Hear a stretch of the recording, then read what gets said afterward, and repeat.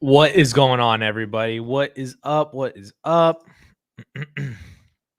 How's everybody doing today on this fine Friday, the day after the Hall of Fame game? Doesn't matter that nobody important played, but they had football. Davis Mills is a GOAT. What's going on, everybody? Dude, I already have comments flying in. Holy crap, guys. People are excited. We're like a month away from the football season, meaningful football. But we had football last night, huh? How about it? All right. Somebody's car brakes outside are squeaky. Yam Baggy. Let's kick things off. Yam Baggy was in here 45 minutes ago. So let's see. Is it time to get giddy again for J.K. Dobbins? I'm feeling good on the gamble that I took on him over the summer. And then, you have another question.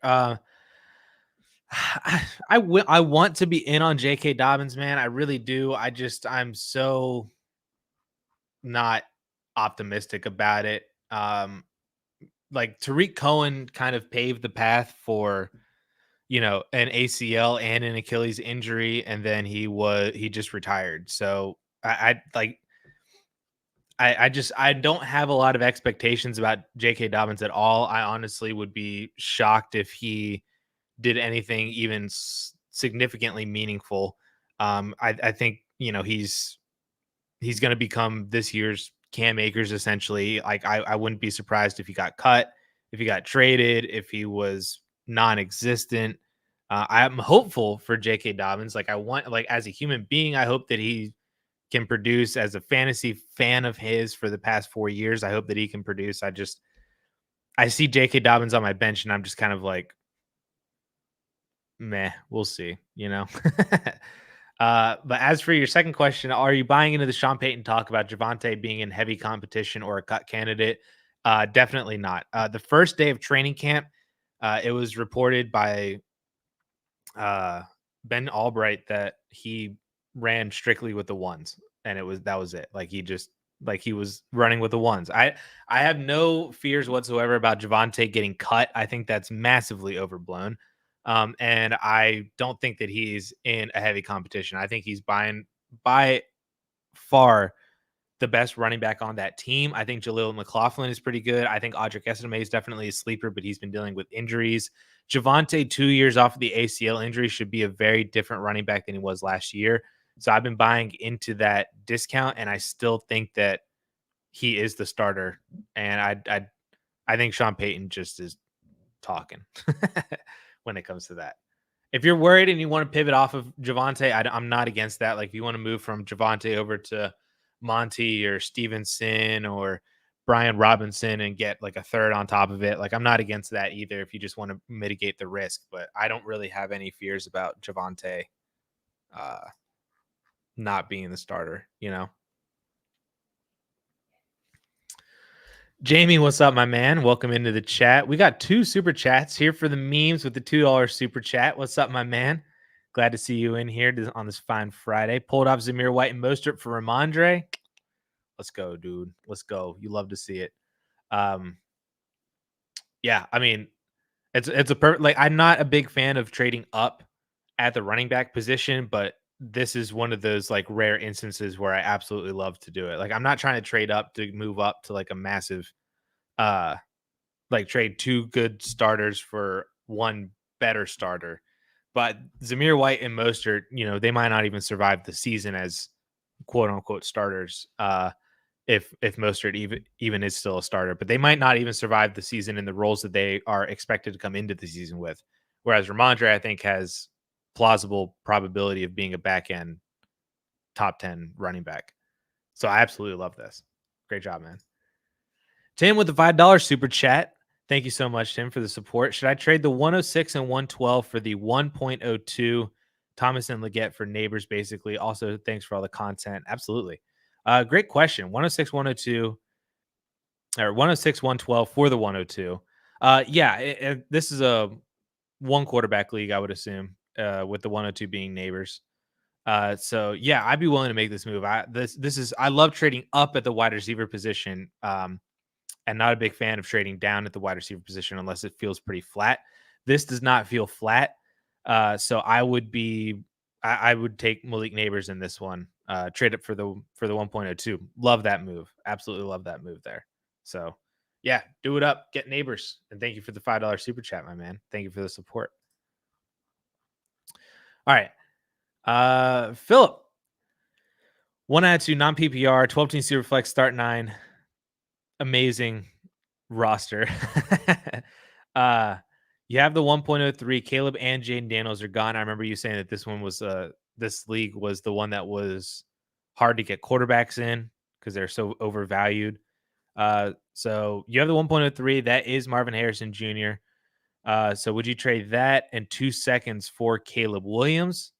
Other manager only wants Marvin Harrison Jr. and picks.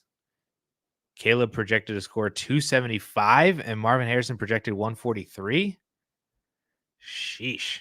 I guess that what it is in a non PPR. Or stick with my quarterback room. Can't get QB cheap. Yeah.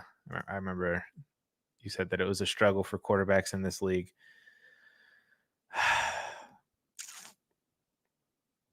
Is there a way that you can get Caleb without giving up Marv and give up a different wide receiver instead? Like, what if you paid Olave in a first instead of Marv in 2 seconds? Is that possible? Is that something that you can do? Like, I'd rather keep Marvin Harrison Jr. And then get rid of one of your other wide receivers, whether that be Waddle or Olave or something like that. So then you effectively replace those receivers with one of those receivers with Marv, and then you're able to still upgrade and get Caleb Williams. I think at the end of the day, I would be willing to do this for Caleb because your wide receiver room is just so stacked, but I'm just trying to find a more optimal route to go get Caleb with a different wide receiver. If you can't do that, then I'm okay. I'm okay pulling the trigger on this and giving up a couple seconds with Marv to go get Caleb. I'm all right with that. I'm just trying to work on trying to get you a different route, but I would be willing to do it.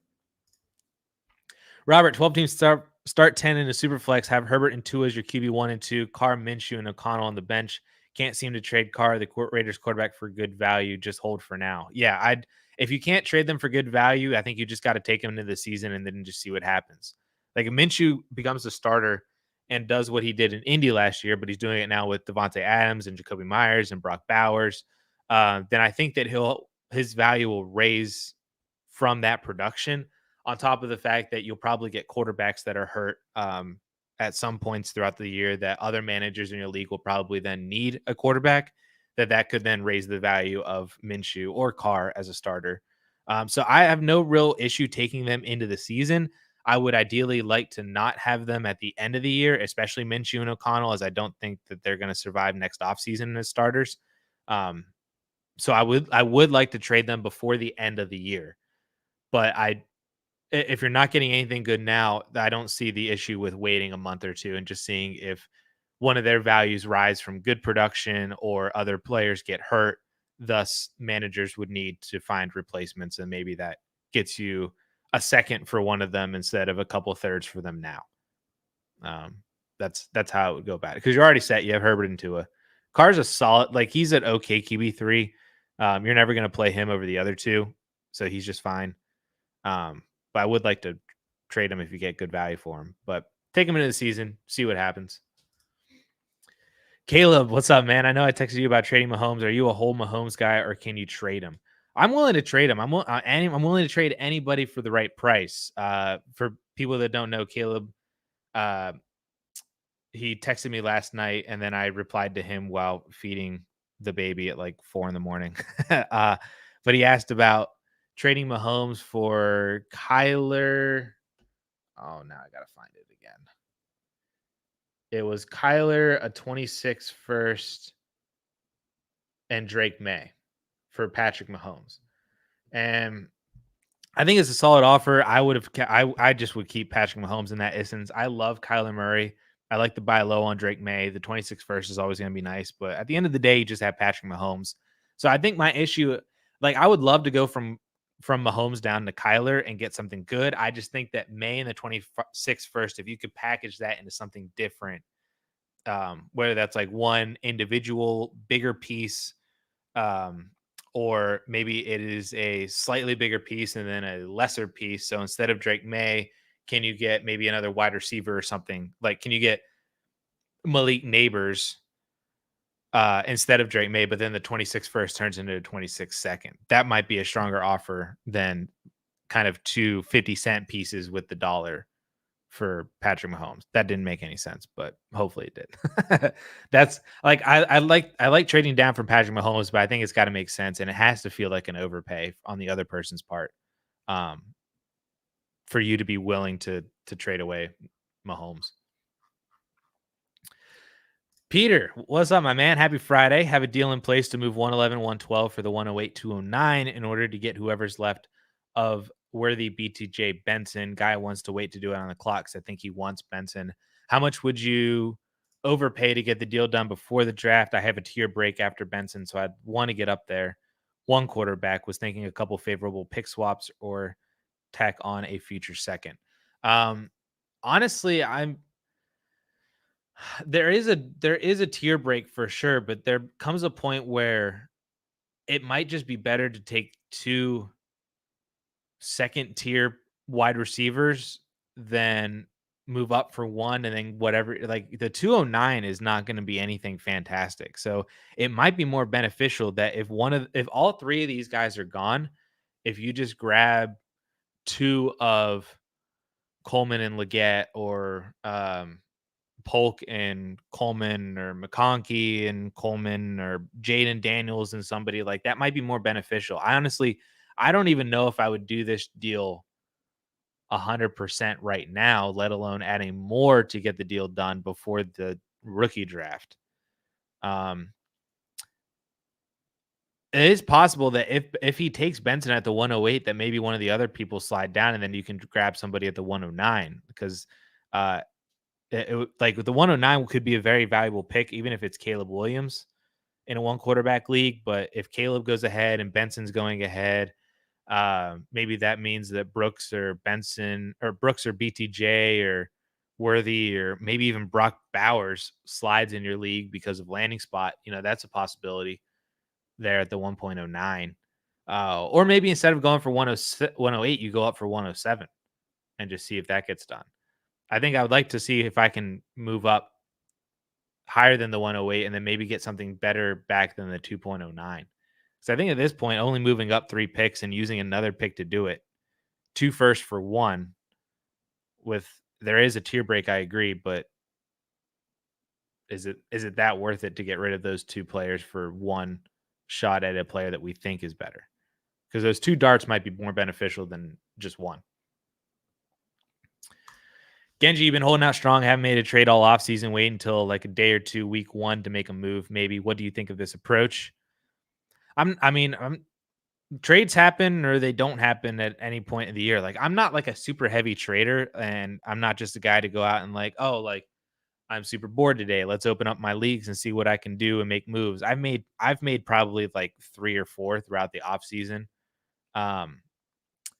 Maybe I created a bunch of content and I'm busy, and then we had a baby, and then we bought a house, and blah blah. Maybe this year was just a bad year for me for trades in the offseason time wise. But I feel like that's pretty normal though for me, that I just don't generally make a ton of moves. Like, I'm very intentional about the moves that I'm trying to make. So I don't know if I would like be actively not making moves. Like, I would make an active decision to sit here and say, I am not going to trade until week 1. I don't know if I would go about that, because you might miss opportunities and windows and stuff, not just to buy but to sell. So I'm not sure if that's like a positive EV choice in terms of actively choosing that. But like, I'm not a person to trade just the trade. And if you feel like that you aren't just going to make good moves and you just want to sit and wait to see what happens, then I'm not against it. But I don't know, like an actively deciding not to make a move until week 1 just doesn't feel like a solid approach. The issue with this one is like your issue then is just just don't buy running backs then. Like, you can still go out and you can buy wide receivers or tight ends, or you can even sell players. Like, you don't have to make trades to buy. You can make trades to sell. Those are two distinct differences as well. So, um, then just don't buy running backs. I do agree that if you need running backs, then you don't need to buy them, early on in the off season or around the NFL draft or even early in the summer. Like, wait until week 1 or 2 and then see how everything goes, see who survives training camp and preseason from injury. I do agree with that approach from a running back position, but I think the other three positions are, you can buy and sell all you want with the other ones as long as they make sense. I have a 9-team start 9-12 team where I'm stacked at quarterback, wide receiver, Laporta, but no running back. No one wants to trade their running backs. What's the approach here? Yeah, this just wait and see what happens. Just wait and see.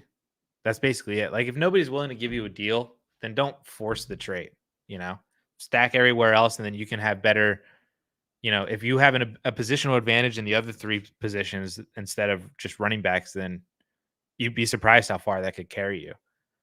And then if you hit on an extra running back, a deep running back, or a couple handcuffs that you stashed, if you hit on those, then that just takes your roster to a whole other level.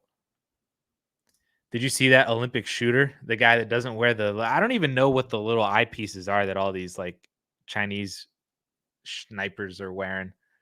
But that other Olympic shooter that doesn't do anything, he just sits there and he just looks at with both his eyes open. He just stares down the target. That was pretty impressive. It was pretty cool. Cameron, one quarterback, 12x9, half PPR, half tight end premium. Trade away McBride and Vidal for Kenneth Walker and a 25 first. It's half PPR. Tight ends get one full PPR, one quarterback. I feel like this is worth it. I like the difference between McBride and Kenneth Walker. I don't think is that much to where a 25 first over Kamani Vidal is a pretty significant bump. So I would think I would take Kenneth Walker in a 25 first and then try to see how you can sneak away another tight end other than Trey McBride. Like, you sold Trey McBride, so now you have a hole at the tight end position. But I think you take the value win here and then see how you can fill that tight end spot later. Maybe it's Jake Ferguson. Maybe it's Evan Ingram. Maybe you get a cheap steal on Mark Andrews, or maybe it's Kyle Pitts or somebody like that. Like, somebody cheaper than McBride to just take the value win. And then, you end up trading McBride, Vidal, and a first for Walker, Andrews, and a first. That's a value win there. If you sum up the second trade then to go get a different tight end, or if you have a different tight end. But I'd take the value win here. I'll take Kenneth Walker in the first. Country time. I'm a contender and have Hurts, Watson, Winston, Fields, Carr, Stidham, and Darnold at quarterback. Would you trade away Fields for a 25 second? Probably. I feel like that's a pretty good price to jump off of Fields for. Because really he's just a lottery ticket. So the price point to sell is really all just dependent on how much risk you want to take on for him. And if you think that he has a decent shot of becoming a starter at some point, maybe it's not this year, but next year or the year after that. But I feel like if I've kind of comped him to Marcus Mariota for a couple weeks now, in terms of like after Mariota got dumped by the Titans, he went to Philly, then he went to Vegas, then he finally got a shot in Atlanta. Obviously, then he sucked, and now he's not a starter anymore.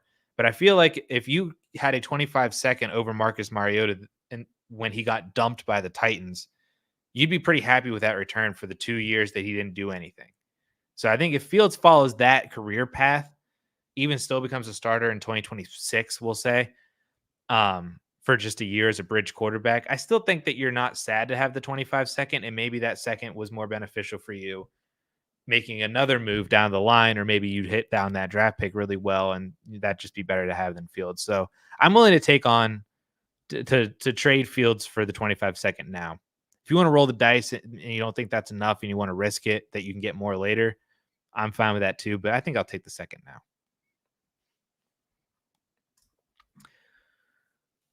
Justin Fields is horrible, but his rushing ability probably makes him more valuable in a second. And it's just, yeah, it kind of is what it is. You have a lot of quarterbacks though, country time.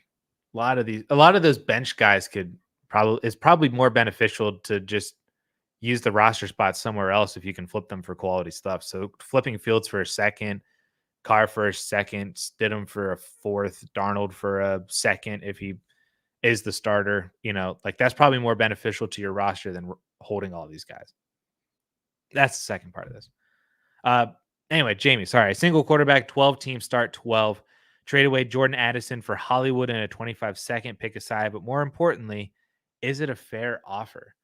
I think it's a fair offer. I would take Jordan Addison in this. But I think it's a fair offer. It's just this whole deal is just really not something that I would do on either side. Like if I had Hollywood in a second, I'm not aiming for Jordan Addison. If I'm looking to sell Addison, I'm not trying to trade down to move to Hollywood and get another second. Like this whole deal just doesn't make sense to me. So I think Jordan Addison is the best asset. So I'll just take Jordan Addison. But whatever side is your side, I just don't really want to make this deal overall. Is a different way that I would answer that. Paul, what up? What up? What up? What up, my man? Welcome into the stream. Are you going to the Fantasy Football Expo? I cannot make it this year. My sister gets married next weekend, which is when the expo is. So I will be at her wedding. I also didn't buy tickets early on because I wasn't sure because we knew that the baby was coming in mid-June. So I wasn't sure what the whole dynamic was with adjusting to him. And then we were buying the house. So there was a lot of life events that happened for my household.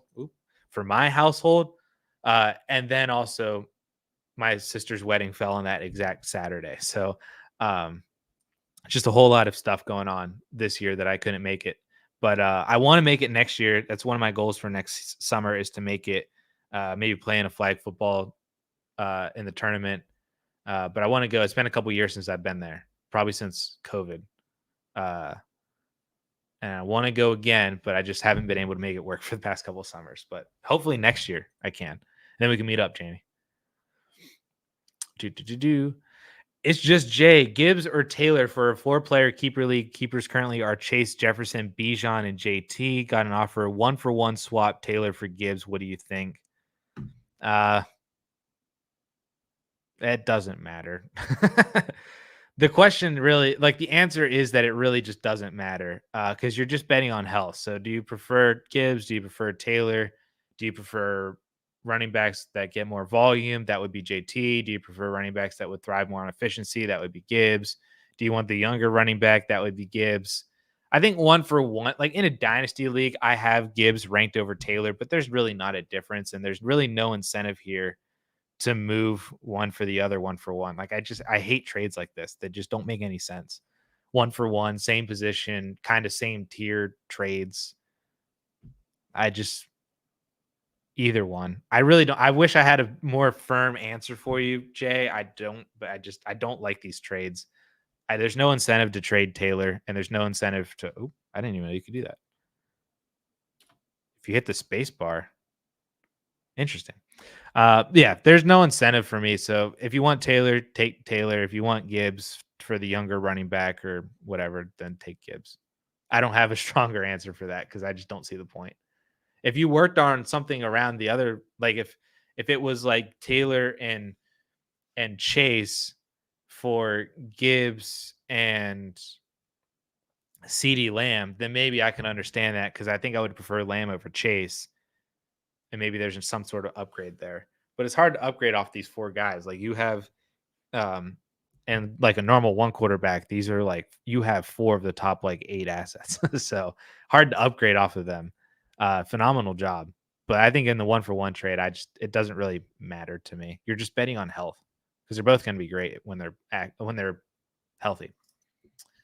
Athlete critique: 12 team Superflex start 8 would you give up Rachaad for either of these deals? Jacobs in a second or Zamir and Ridley? I would do it for Jacobs in a second. I think Jacobs is going to outscore Rachaad White and you get a free 2nd-round pick. That Zamir Calvin Ridley trade is atrocious. I would definitely keep Rachaad White over that. But if you can trade Rachaad for Jacobs in a second, I think that's a massive win. Massive, massive, massive win. So I would do that. How many leagues is too many, Paul? When you start getting annoyed at how many lineups you have to set on Sunday mornings and then how many waivers you have to do on Tuesday afternoons. That's the answer. For me, that number is like 4. So I get annoyed once I have to set too many lineups and do too many waivers. So for me, it's 4. But I know other people that play in tens, if not even hundreds. I haven't seen Henry in this chat for a while, but Henry plays in like 100 something leagues, like actual leagues, not like, oh, I play in 100 leagues, but they're all underdog best ball leagues. No, he plays in like 100 actual leagues, and I think that's insane. For me, like I said, the answer is like 4.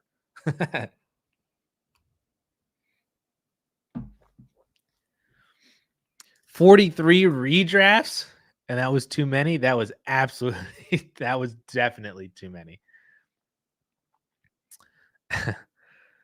Whew. Kyler May Worthy. See, okay, so you bumped up the 26 first for Worthy. I feel like, yes, I do agree with you, Caleb. Yeah, because you said felt better about Worthy than around 26 first. This, I think, is worth pulling the trigger on. So I probably would have done this. So I'm glad that you did too.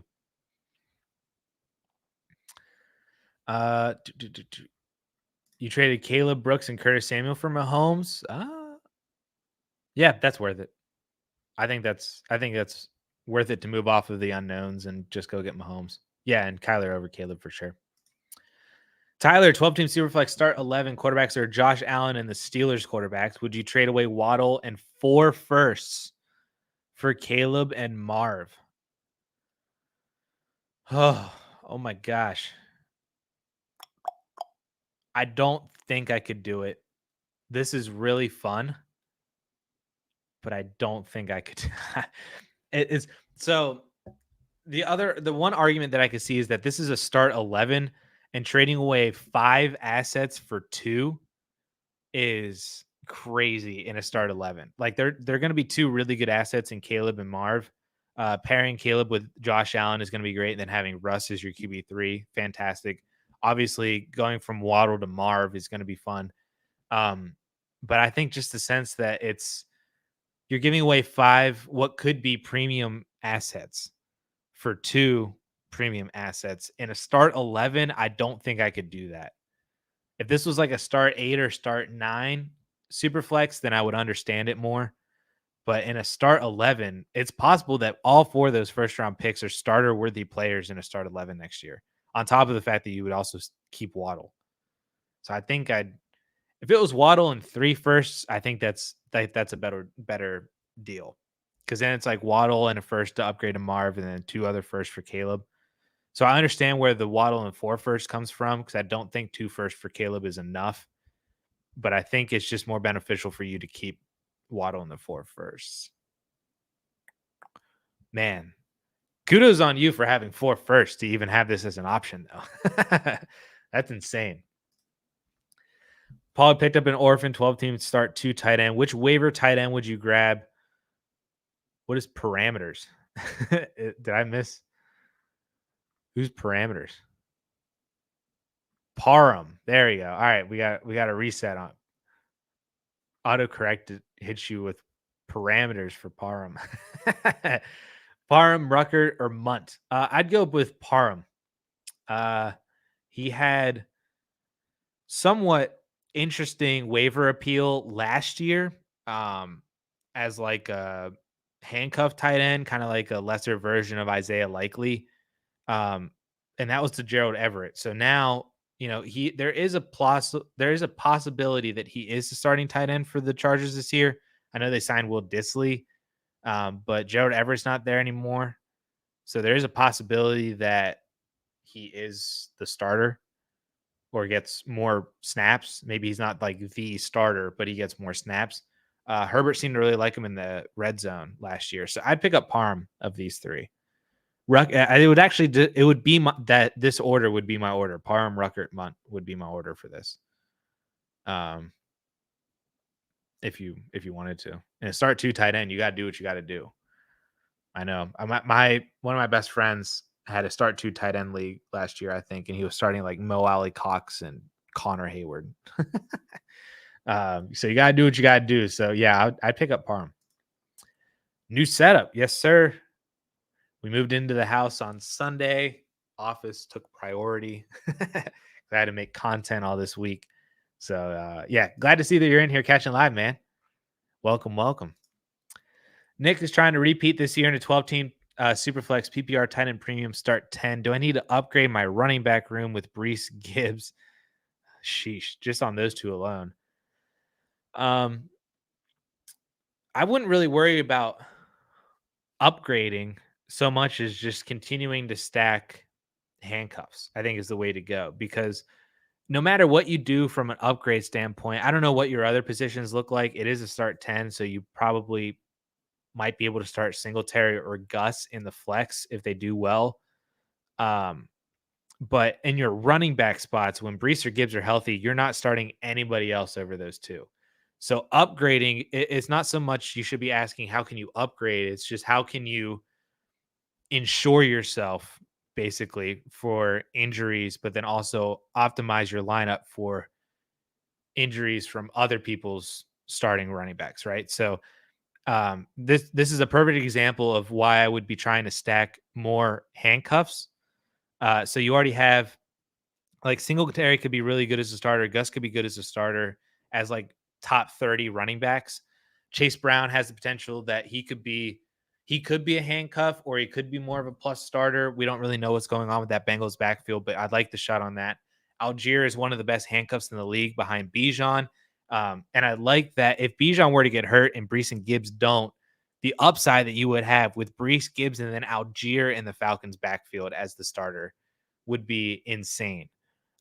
So I love what you're doing there. I would be doing more of that. So how can you acquire more handcuff running backs that could see significant volume if their starter goes down? Doesn't have to be big names. You don't have to go after anybody massive. You don't even have to go after anybody, that's handcuffed. Like, you don't have to go after Braylon Allen because you have Brees, so it's just rostering a good chunk of them. Go out and get Clyde Edwards-Helaire as the backup to Isaiah Pacheco. Go out and get, I'm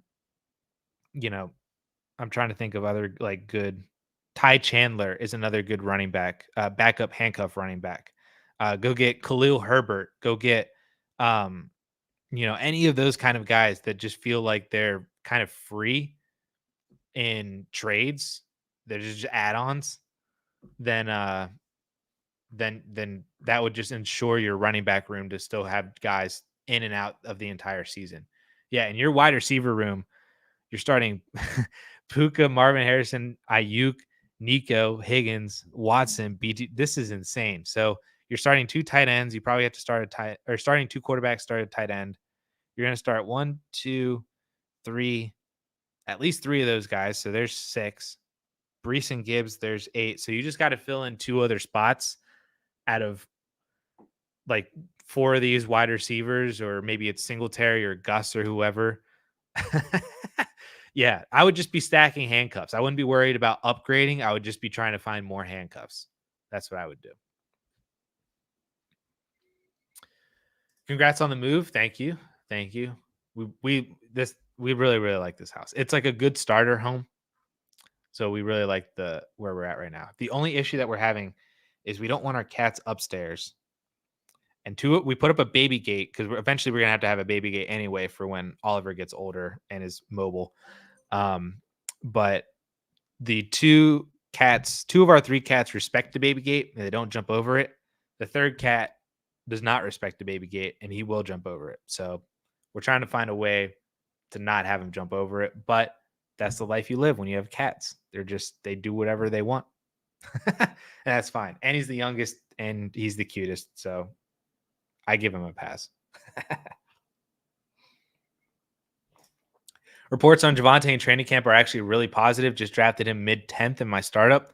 Love the value on him in the mid-10th.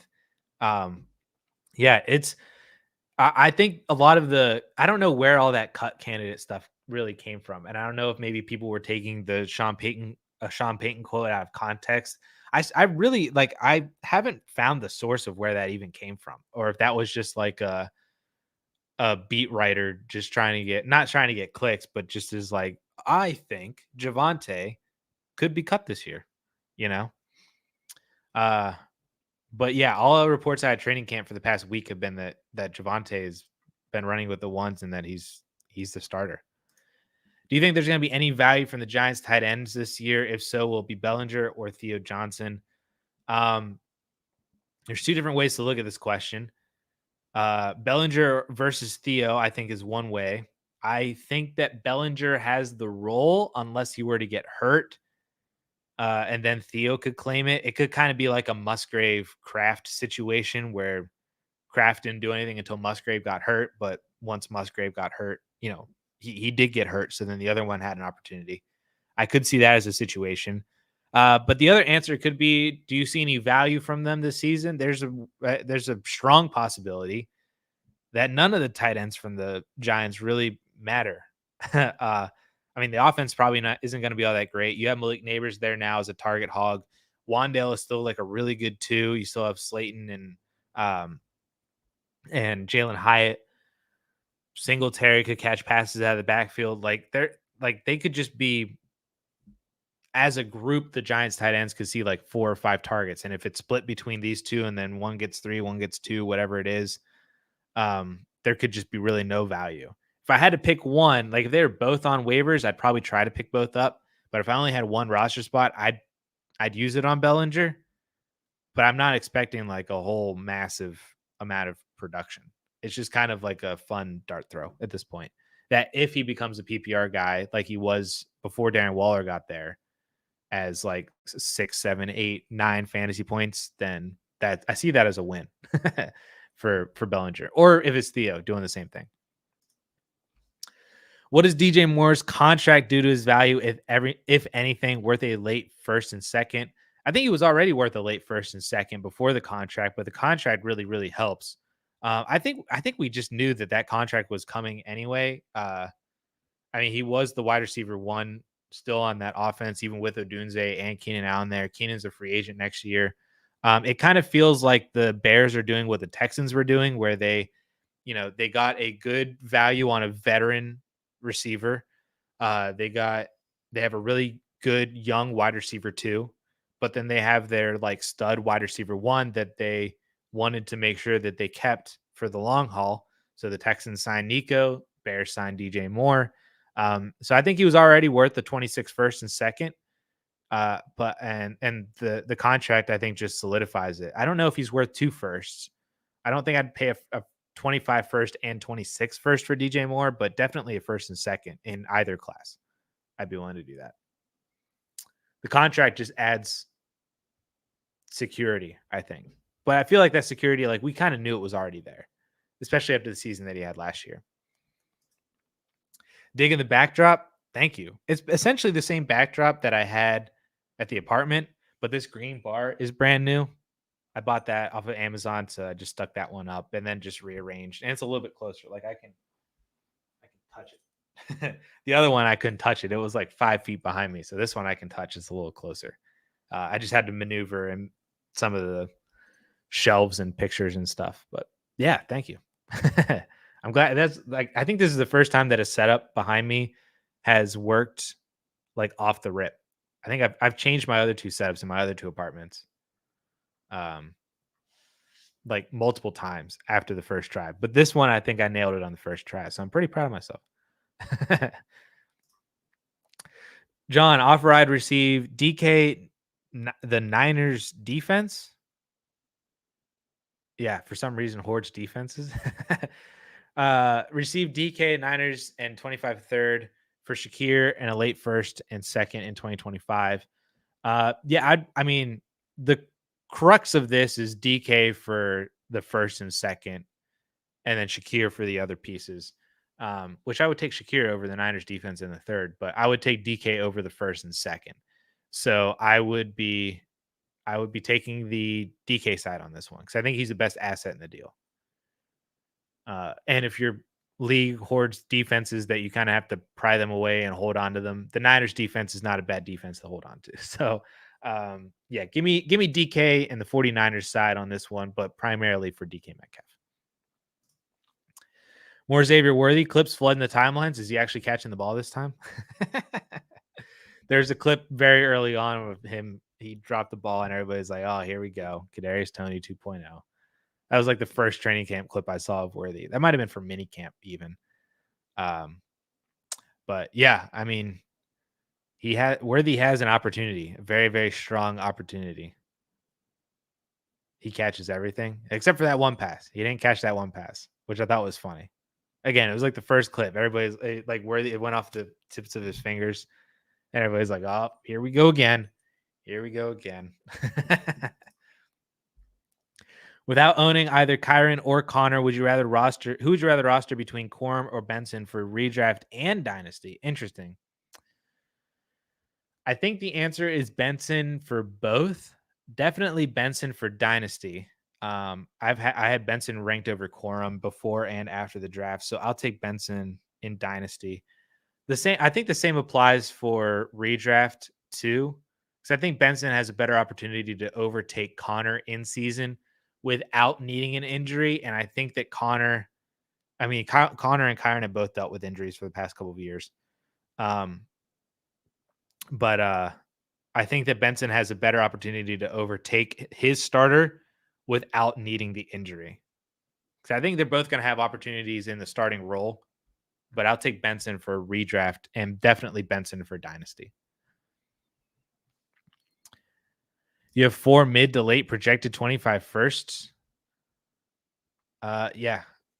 I'd pay one of them for DK. Yeah, I would do that deal. What do you think of the Twitter buzz on Amari DiMarcado? It is what it is. I mean, what was it? It's always, we do this every single year with rookies, and it's like, oh, we're surprised that KJ Osborne is getting, wide receiver 2 starter snaps over Justin Jefferson. Like that was legitimate. That was a legitimate thing. We've seen this with running backs too, where the running backs come in, even first round running backs, and they don't get the starter reps initially. Like they have to earn it. You have to earn that role. So I don't care about DeMarcado. it's Benson for me. From the clips you've seen, he just runs fast and catches touchdowns. I got to find this clip of the Xavier Worthy.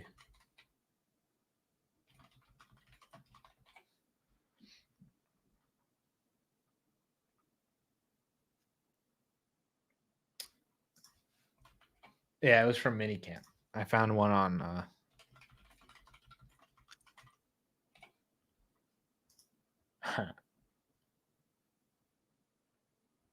let's see.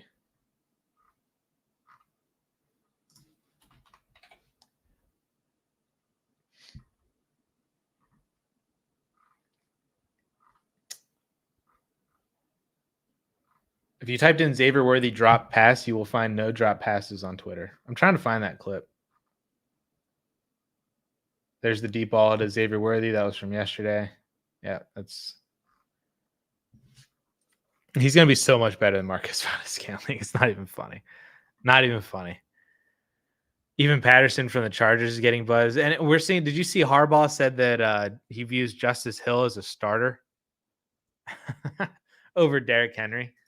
Yeah, right, Harbaugh.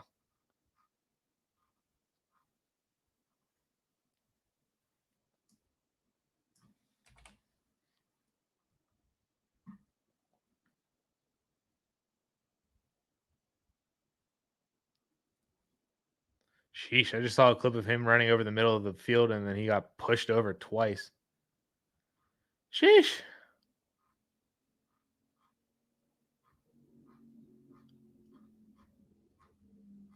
I can't find the clip.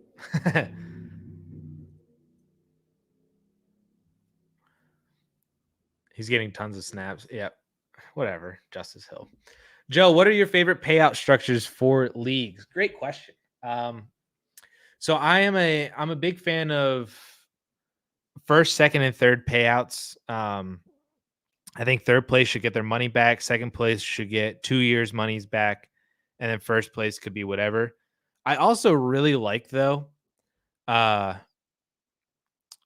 We do this in my home dynasty league, and I would like it in other leagues too, we give out payouts for winning the division and total points. So if you were the highest point uh scorer in the league, then you get money. And then if you win your division, you get money. I think what ended up being is that both of those payouts were league fees back. So if essentially if you crush your league and you score the most points and you win your division and then you win the league, you get like a really big payout. But it also gives you money back that if you know were the highest scorer, but then you were the fourth place team and then you got booted in week 1, then you still got money. If you won your division, got booted week 1 of the playoffs, then you still got money. Um, or if you won your division, made it to the championship, got second, then you got more than second place money. I really, really like those types of payouts of division winners and total point score. I played in another league too. The payouts there or the fees are really, really high. I think it was like 100 plus a year, but they also did payouts based on just the number of wins. So it wasn't on if you won the division or not, but every win you got was like a few bucks. And then over the course of the entire season, if you won 10 games at $3 a clip, you got 30 bucks on top of that. You got 30 bucks as a payout. Then you got second place payout or third place payout or first place payout. Those I think are fun too. And especially like if you have some sort of unique setup where you use real money for like in-season transactions or anything like that. Obviously this is getting way off base with is not going to work for a lot of leagues, but I've seen leagues like that too where they'll use like actual money. So everybody comes to the table with like you pay $50 for a league fee and then you have to use $100 of actual money that you pay for fabs and transactions and stuff, and then that just grows the pot bigger and bigger. Um, and then they get payouts like over the course of every single week or every single month or at the end of the year, everybody gets paid out in some regard. So you pay, like in that example, 150 bucks for the league if you use all 100 for waiver wire moves. But then you're recouping a lot of that like every single time that you win or if you make it deep into the playoffs or win the league or anything like that. So all really cool and fun different ways to do it. But I think my favorite is definitely first, second, third, division winners, total points. If you can break it up like that, I think that's a really good starting point for everybody to have a shot at payouts. And then if you, like I said, if you explode and completely dominate the league, you're having a massive payout that year. Kevin, Addison, new setup looks good. Thank you. Thank you. In a 12-team Superflex start 10, would you trade McConkey or Christian Kirk for Musgrave and a 25-second? I'm stacked at wide receiver and need tight end, but is this a bad deal? Yeah, I don't think Luke Musgrave is the answer for you. And I think the 25-second makes it not so much of a bad deal in terms of both of these guys' values. But I don't think Musgrave is the way to go. I think I would rather just try to move one of these two guys for just a better one singular individual wide or tight end instead of a tight end and a pick, So how can I move one of these guys for Jake? Can I move one of these guys for Jake Ferguson or Evan Ingram? Or can I add something to one of them and move up and get a Kyle Pitts, get a Mark Andrews, get a Dalton Kincaid? I think that's a better use of these players and your assets, and would be better for your starting lineup than trading down and then just having Luke Musgrave as your starter. Because Luke Musgrave might not be anything. You need tight end bad, but I don't know what your other tight ends are, but is Musgrave like that much better than the tight ends that you already have? He might not be, depending on who they are. So I think I think a different change of direction would be needed for this to actually go and use a different use of these players to go get you a different tight end than this trade specifically. 28th round of a best ball draft. Would you rather roster Flacco or Dobbs? There's more chance Flacco plays with an A-Rich injury, but Dobbs has upside in that offense in case Purdy injury. Is this just redraft like an underdog best ball? This isn't Dynasty best ball, right, Jamie? I don't know if that necessarily matters.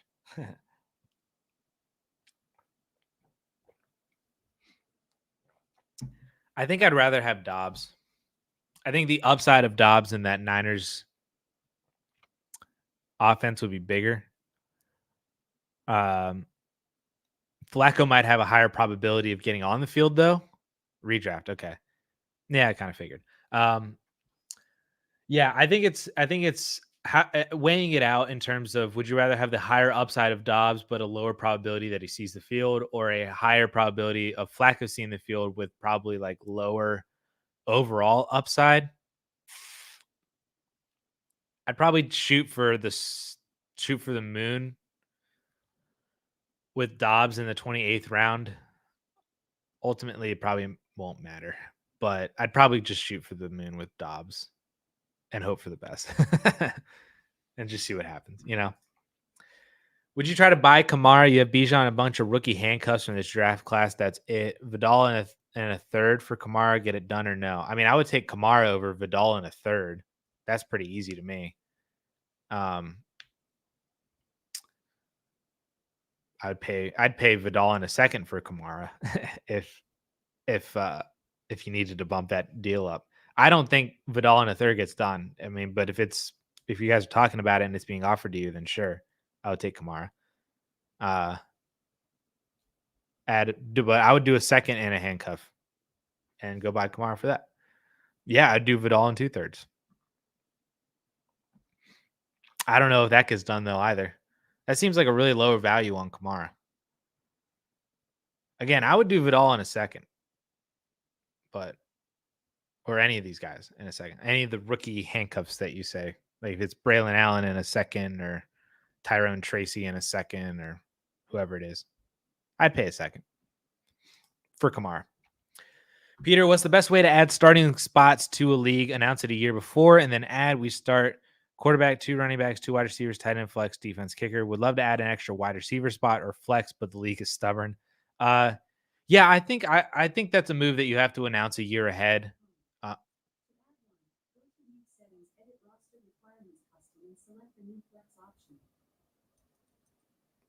My Alexa was talking to me.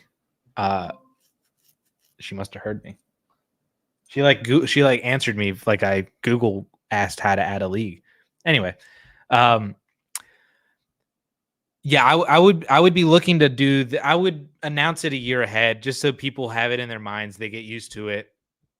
And they can prepare for it or anything like that. I think it's easier to add an extra wide receiver or a flex spot than it is to add a quarterback spot, because the quarterback, adding a super flex to a one quarterback is a league change. Like, that's a value and league changing move, a significant one. Whereas just adding an extra wide receiver, adding an extra flex, like that doesn't really do all that much. It's a pretty low key move to make in terms of like, how does it affect player values?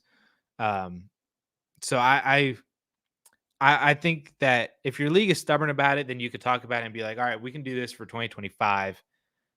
You don't have to do it now. But I think if you wanted to do it prior to this season, I don't think it's the worst thing.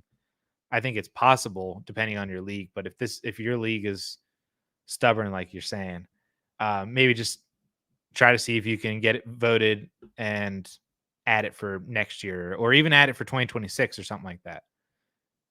It seems like a pretty low key move overall, just adding an extra spot that's not a quarterback, or not a running back too. I think adding an extra flex, I think, would be a win, because then the flex could just be whoever. Adding a super flex is a whole different story. Jonathan, my dynasty team is on the fence of a contender while also needing future assets, considering giving up Gibbs for Ladd, Etienne, and 2 firsts. Likely need to include a wide receiver to get it done, Kirk or Downs. Sheesh. Yeah, that's a massive haul for Jahmyr Gibbs. Yeah, I would make that deal for Gibbs, and I would give up Josh Downs. I'm a much bigger fan of Christian Kirk than Josh Downs. Keeps you pretty young with Lad McConkey. ETN is young-ish for a running back. Like he's entering his third year. Nope. Yeah. Third year, right? Or second year? Fourth year, I mean. Is this ETN's third or fourth year? Because he's like 25 years old. Third year. Fourth year. Yes, he's entering his fourth year because he missed 2021, 2022, 23. Okay, so he's entering his fourth year. Sheesh. But he's still relatively young-ish. Like he's on his rookie deal now. He has a fifth-year option next year. Then they could tag him the year after that. They could just like Saquon Barkley him for the next couple of years. Still be on the Jaguars for the next 3 years. You get 2 first-round picks, which I think is big. And yeah, if you got to include downs to do it, then do it. You're not a huge ETN fan. Yeah, but ETN is still worth enough that you could pivot somewhere else. So I think that he's a pretty easy guy to then springboard to somebody that you want more. I'm a big ETN fan. I think that he's great, and he was a top like 4 fantasy running back last year. So I don't really get the ETN hate, but if you're not a fan of him, I think that he's still easy enough to pivot over to someone else. If you want to use him to go to JT or HN or trade down even more at the running back position, then I'm good for that. I think it's easier to do that with ETN. And I think this trade overall is just really good value in for you to add to still maintain production, relative production with ETN, and hopefully Lad does something. And you get 2 first-round picks on top of it. Then you could do something with. So yeah, I'd be willing to do that, and I'd throw in Josh Downs if that gets the deal done. Brian, what's up, man? Is now the time to sell Dak in a super flex league? I'm a playoff contender, but don't think I'm a championship team. Man, Dak has been a massive buy target from Justin and I like all freaking offseason. Since like the end of 2023, we've been talking about Dak Prescott in multiple videos as a massive buy now for Superflex leagues. You're a playoff contender, but you don't think you're a championship. Like, what are you looking to do? Are you looking to trade up from Dak? Like, you don't think Dak could help you get it done, so maybe you can move up and that could help you get it done? Or are you looking to just kind of like strip and reload a little bit? I think that's it. I think depending on the direction could be the answer, because I think Dak is good enough to take you to a championship, and it might be a different. You might need to look at your other positions if you don't think that you can get there, because I think Dak can get you there, especially this year. I think he's going to throw like 700 times this year, but if you're looking to just age down, reload a little bit, just because you kind of feel like you're in the middle and you'd rather go down than up, then I think that could make sense. You know, you could trade him for a rookie or somebody like that, or find a contender that doesn't have a quality QB2 and try to make a move. I'm not opposed to that, but I think Dak's just a really good quarterback that I'm not itching to move off of, you know? So I think it depends on the direction of your team, Brian, and where it goes. Kamara's been kind of bad for 2 years now. Yes and no to an extent. I think he was a top 10 fantasy running back last year, wasn't he? He was the RB. Oh man, the RB 12 last year. Oof. RB 5 in fantasy points per game. Terrible, Alvin Kamara. Terrible. And that's on 6 touchdowns. Awful, man. Awful. The year before that, 2022 was bad. I'll give you that one. 2022 was rough. 2022 is only the RB 16. And then he was the RB 1, 2, 3, 4, 5, 6, 7, 8. Only the RB 13 in points per game. Oof. Terrible. I just said he was the RB 12 in total points last year, mainly from catching dump offs. But what's going to change? Is he not going to catch dump offs this year? That's kind of the point of Alvin Kamara's scoring. You know?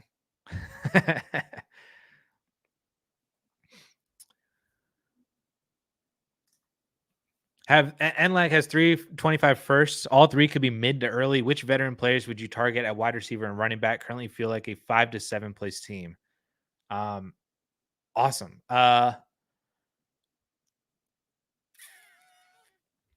So I'm going to give you Nico Collins as a name as to sell or to buy with one of those firsts. I'll go out and buy Nico Collins. If you got to add a second or a third to that, then make it done to make the deal get done. Then I would do it. Nico Collins is a good one. Running backs, I feel like with a top 4 or 5, 25 first, you could probably get a good majority of running backs. I don't know if you can get into like the JT range or the H-hand range. But if you can, that'd be fun. I wouldn't pay for like Walker with one of them, or ETN would enter that conversation. So if you can get ETN, JT, or H-hand for one of the first, then I would do that. Nico with the other first, and there you go. Now your team's completely different, and you still have a first round pick to see what happens. That I would do if you could do that. To give you some other names, Jalen Waddle, Brandon Ayuk. Puka seems pretty cheap relative to his ADP. If you can get like a first and a second for Puka, that'd be pretty insane. If they're thinking that they would rather have an earlier first, that'd be nuts if you could do that. But yeah, those are kind of the names that I'd be looking at. Running back, it has to be a very like I wouldn't pay for like Walker or Kyron or Pacheco or Saquon with one of those firsts. But if you can get JT, ETN, or Achan with them, or anybody higher, like McCaffrey or Brees or Gibbs. Yeah, Brees. Yeah. Like this one. Like I would take Brees Hall here. I would take Brees in the second over Waddle in the first. So that's where I would be looking at and lag with your. I would try to see what I could do with two of those firsts, and then keep the other one. See what happens. Do you have any extreme bold hot takes for any player this season? I don't think so. Other than BTJ, like I feel like my hottest take is BTJ is the second most productive rookie receiver this year.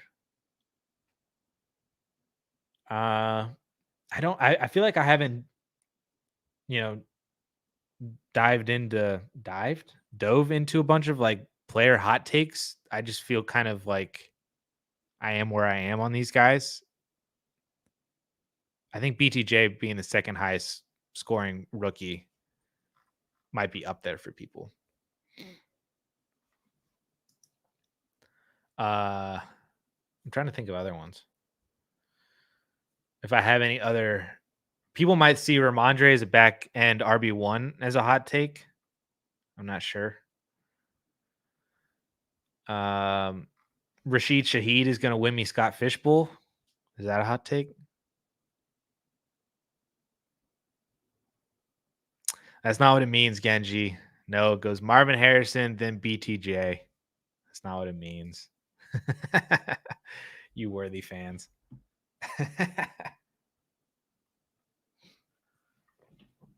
I like Rashee Rice as a top 12 Dynasty wide receiver. I like it. I just need to know what his suspension is going to be, and then we can figure out his value from there. Ugh, down the wrong pipe. Neighbors then BTJ. Nah, Marvin Harrison, BTJ, and then Neighbors is below that. I hope he's not getting suspended. I think he is. I don't want him to be, but I think he is. It's just how the NFL and Goodell rolls.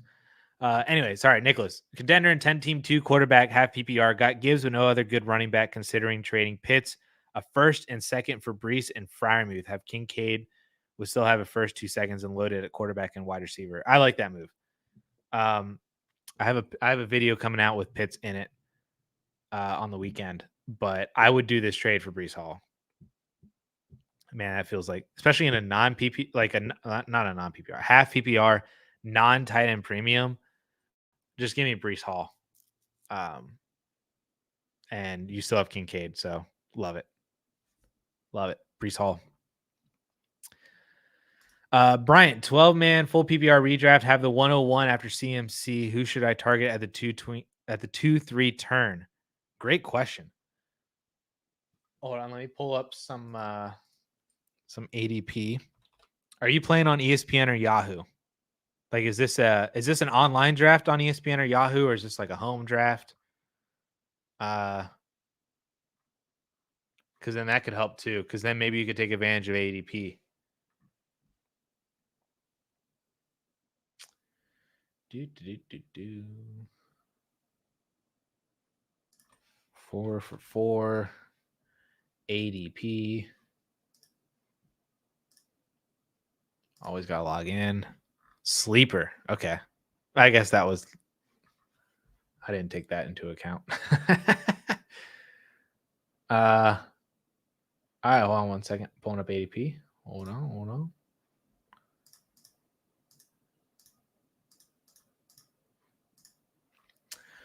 All right. So the 2-3 turn, I would. If Devon Achane is there, Bryant, I'm gonna give you an opportunity here. If you could pull this off, I think that you would immediately win your league. Christian McCaffrey, Devon Achane, Derrick Henry. If you could pull that off, I'm looking at ESPN ADP right now, and it's possible. Because Achane is at the 2-3 turn, give or take a pick or two, and Derrick Henry's in the 3rd round. If you could pull off those 3, God, I think you would win. But I feel like Achane is like a lock. I would love Nico Collins there at the turn.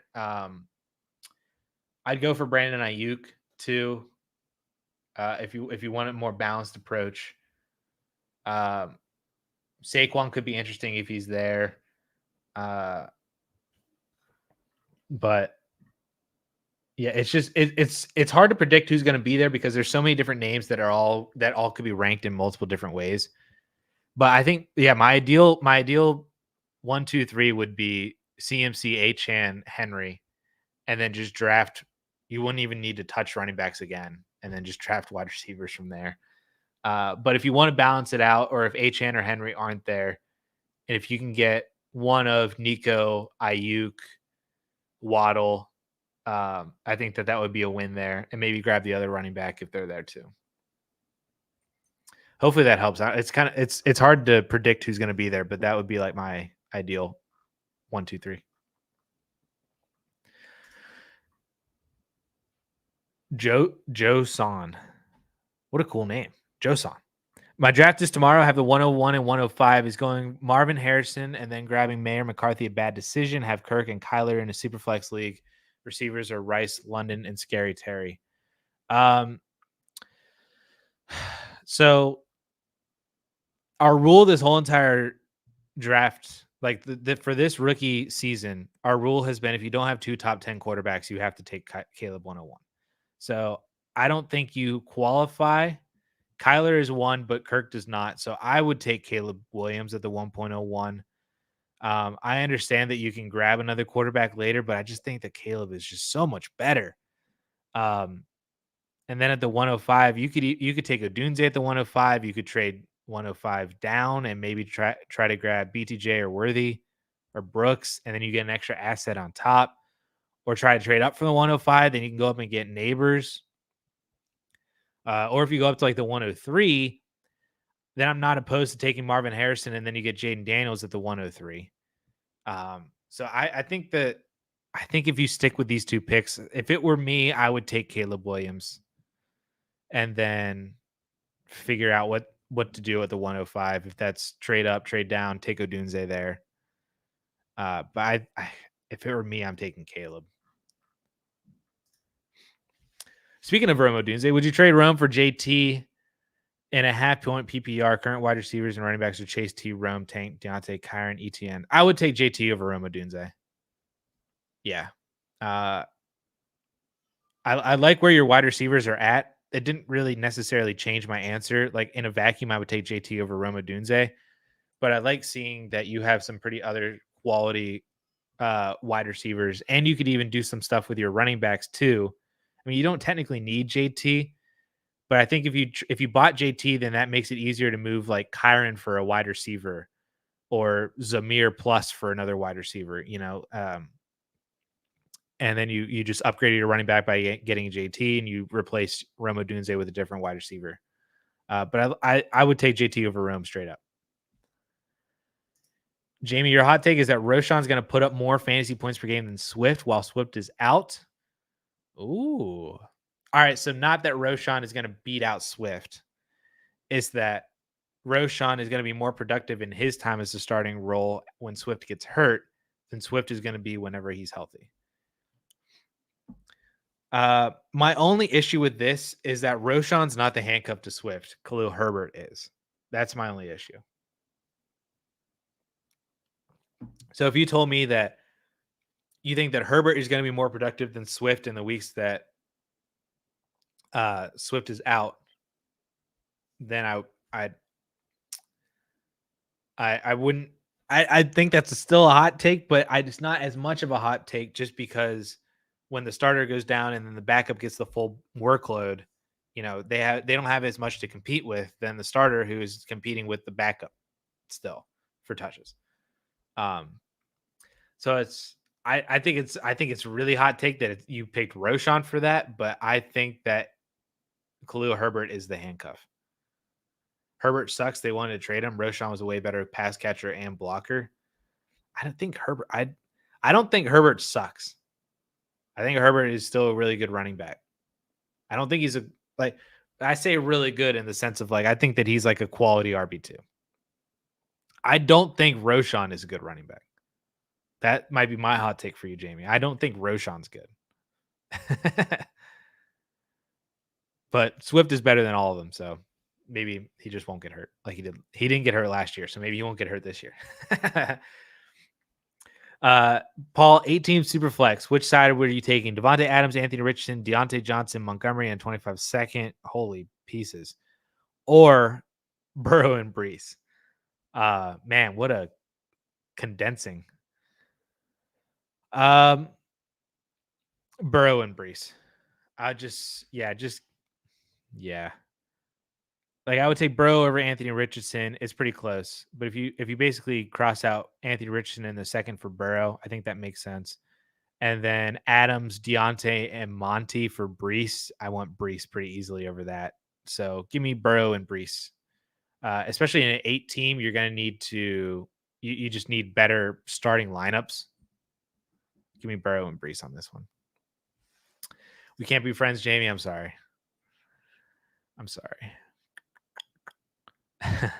Difference between Mahomes and Kyler in a 6-point per touchdown league. If you can trade down from Mahomes and get Kyler in the first, I think that's a smash. Because I honestly don't think that there's a major difference between them two on a fantasy scoring level. I think I saw a stat that Patrick Mahomes in redraft leagues has not lived up to his ADP in 3 of the past 4 years, or maybe it was 4 out of the past 5 years. Something insane. It's just because Mahomes is just the best quarterback in the league. So he gets drafted as one of the best quarterbacks in fantasy. But when you're at the top, there's not a massive difference between all these guys. So I don't think there's a massive difference between Mahomes and Kyler. But if you can get a first between the two, if you're trading down from Mahomes and you can get a first, I think that's pretty good value. Or you could do like what Caleb did, and he traded from Kyler. He traded down from Mahomes down to May and Xavier Worthy. So there you go. Everyone hit that like button. Thank you, Jamie. Even though we're not friends, I don't think Roschon's good. I'm sorry. I had a stat from my running back, my marker system for running backs, that running backs with under 3 markers hit, the success rate's like less than 10 or less than 5% or something like that. Roschon was in that category. He only had 1 marker hit. So not good, not good. Pedro the Lion, 12-team Superflex start 10, 28-man rosters. I want to drop someone for some waiver ads. Is it okay to drop Jimmy Garoppolo in a Superflex? You're deep at quarterback. You also have Stetson. Everyone says hold every warm body at quarterback in Superflex, but Jimmy still ? I think the best way to answer this is by asking who are you picking up in waivers for Jimmy?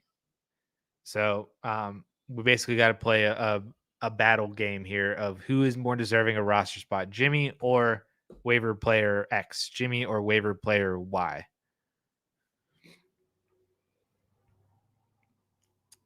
Truck. You have any nuggets on rookie running backs with target shares over 12%?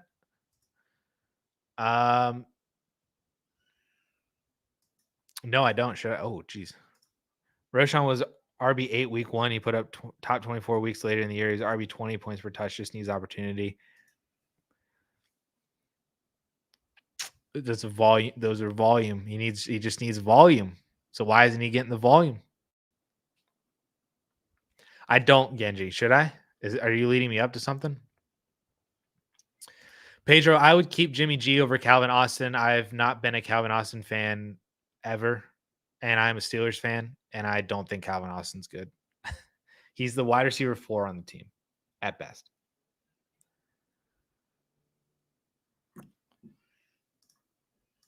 Maybe he's the 3 now because Roman Wilson's hurt. No. He's the, I don't think Calvin Austin's good. I think he is strictly a run down the field because you're faster than everybody else guy. And he's going to get like 1 or 2 targets a week, if that, and that's going to be it.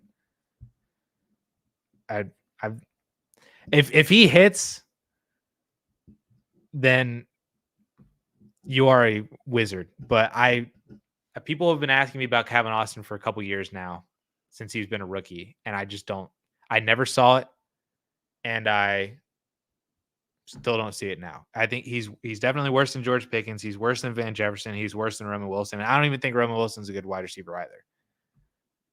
So I'm sorry. I'm not a Calvin Austin fan. I like how StreamYard turns it person turquoise wizard wand. I hope you're a wizard, dude. That'd be a phenomenal call. Worse than Van Jefferson? He's absolutely worse than Van Jefferson. Jefferson's like, he should not be a wide receiver 2 in an offense. I think that they're ideally looking at the order being Pickens, Wilson, Van Jeff. And I think Van Jefferson is a solid wide receiver 3 in the NFL. And Calvin Austin's not that. He's a small gadget player that has sometimes upside. Yes. He is like the reincarnation of Dree Archer.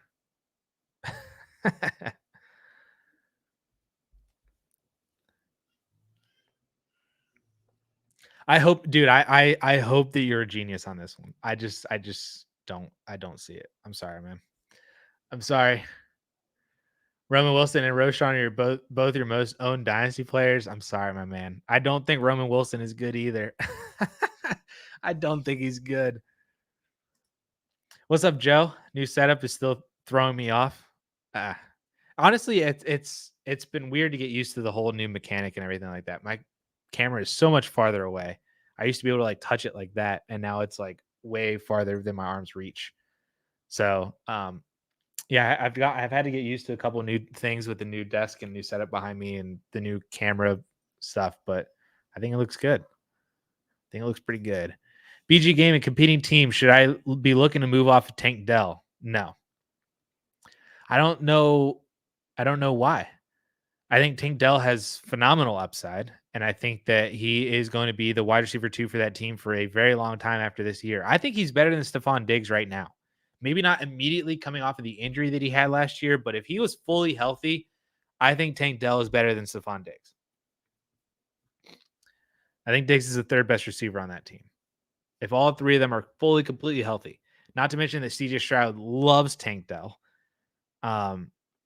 So I don't see any reason to move off of Tank unless you get some massive steal. I don't think he's better than Nico. I think that's a hot take right there, Genji. There's your hot take, Jamie, from Genji. He is not better than Nico Collins. But I think he's better than Diggs, and I think that he's a good asset to have. Like what Joe said, unless you can tier up with minimal additional, that's basically it. Unless you can move from tank and move up to a much better wide receiver who's either done it longer or has better upside, and you don't pay all that much, then there's really no need. Tank Dell is the most fancy points in that wide receiver room. Sheesh. That's not a hot take. It's happening. I got a Nico Collins. The same video that Pitts is coming out with is Nico Collins is in that video too. So I think Tank Dell is really good, but I don't think he's better than Nico. That is a hot take for sure. For sure. All right. Man, we made it almost to 1:30. It's been almost 90 minutes at this thing. I gotta shave or trim down. Ooh. All right. Yeah. So I think this is a good time to toss up a last call. See, Adam is coming in on here to the last call. So last call for any questions here, and then we can just kind of roll out as the questions are dying out. But Adam, would you trade Achane, Higgins, and Christian Kirk for Bijan, Antonio Gibson, Gesicki, and KJ Osborne? What a bunch of roster cloggers. No, I would keep Achane, Higgins, and Christian Kirk. Those are three individually way better assets to have than Bijan and a bunch of nothings.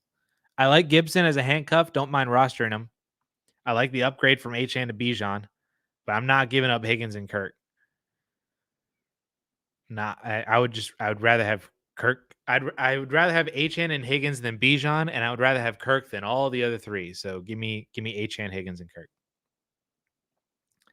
You assume it's a sell now video? Casey Washington will be the wide receiver 3 in Atlanta by mid-season. Ooh.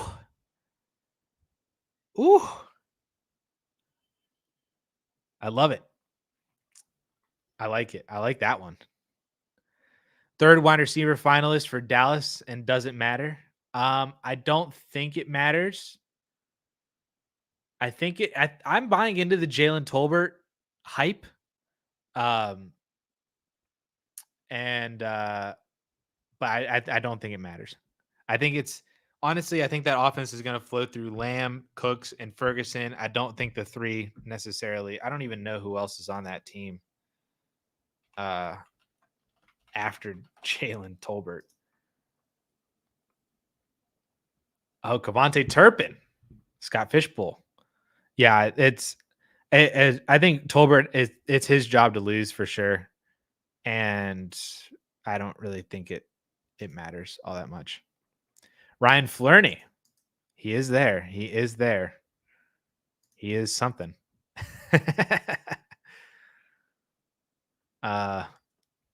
Guy was trying to gaslight you about how good it was. Yeah, how good it was for him to get Achane, Higgins, and Kirk. Trade away Ladd for Leggett and a first. Oh my gosh, what a smash, dude. What a smash. Give me Leggett and a first. I would trade Lag for a first, and then the fact that you just basically, like, I have Ladd and Leggett in the same tier as rookies. I actually have Leggett over Ladd McConkey in my rankings. So there's that. And then you got a first round pick. Money. You love Ladd. Yeah, from a value standpoint, this is such a win, though. This is such a win. So much has to happen for this to not be a massive win for you. Like, Ladd has to be amazing and Leggett has to suck. And that first has to be like the 112. So, yeah, I'll take the first. Honestly, like what Genji's saying, like the two wide, the first might be the best asset by this time next year. Hands down, might be the best asset. So I would take Leggett in first. Probably gonna be Lamb and Ferguson. Dak isn't gonna have that time to throw the ball out with that depleted line. And Cooks. Don't forget about Cooks. Hot take: Palmer's wide receiver 1 by 50 points. I don't think that's a hot take. I'm in on that one. It's not a hot take because it's happening. To quote Genji, it's not a hot take because it's happening. especially if Herbert is out with plantar fasciitis. This is massive. I saw that notification come across yesterday. That is terrible. That's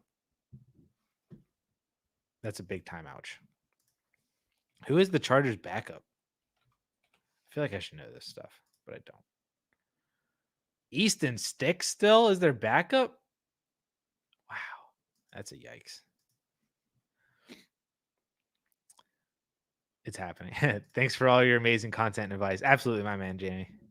Thank you so much for hanging out. Herbert, yeah. The Herbert plantar fasciitis is a massive L on a year that's already turning out to be a massive L for the Chargers. I feel so bad for Chargers fans. And if it is Easton Stick or Max Duggan or whoever it is,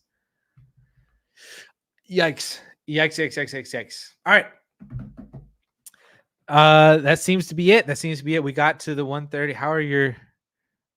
I got a notification. How are your dynasty teams, Addison? Great question. So I have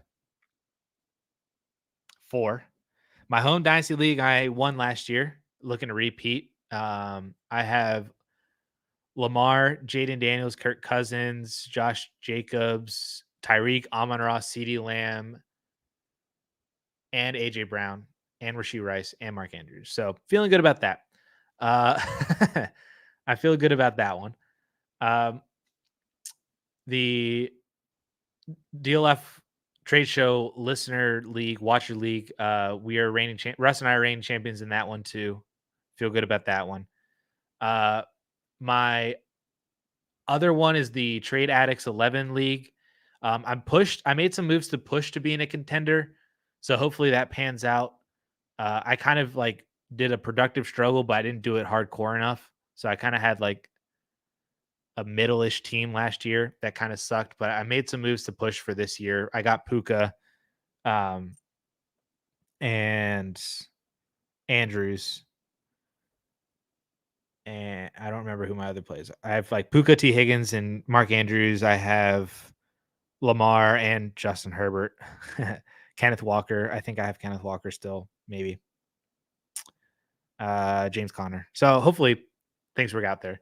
And then I have a RSO league. RSO is a salary cap league, Reality Sports Online.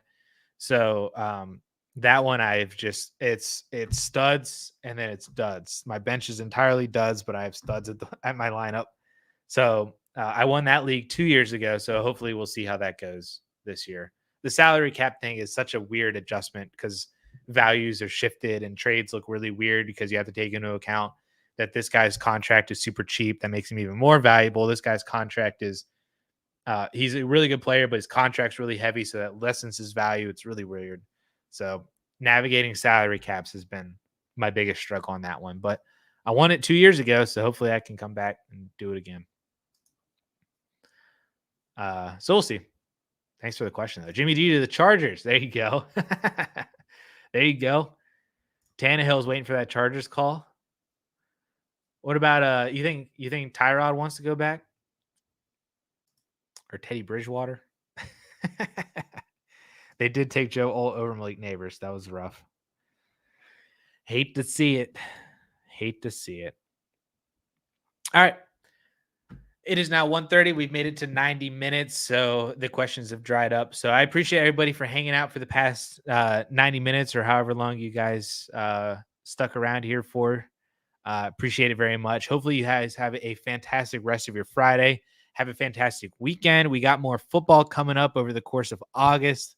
So this is going to be a really, really fun month as we get into September and then actual football season. We'll have to see what the schedule looks like. I think Paulson and I are going to do the show again. I haven't talked to him about it yet, but I think we're going to do that weekly AMA show again with him and I. And then that'll be an in-season thing again. And then we'll see if I decide on doing another individual show on Fridays after that or not. Leaning towards yes, but we'll see. All right. So, yeah, thank you guys so much for hanging out. Again, if you have any more questions, just leave them in the comment section of this video or in the comment section of another video. I answer all the questions on YouTube in the comments. So if you get a comment back, it's me. So if you have any other questions, throw them in the comments after that, and that'll be it. But yeah, thank you guys so much. Have a great weekend, great Friday. We'll see you guys next week. Oh, my camera's not over there anymore. It's over here. Peace.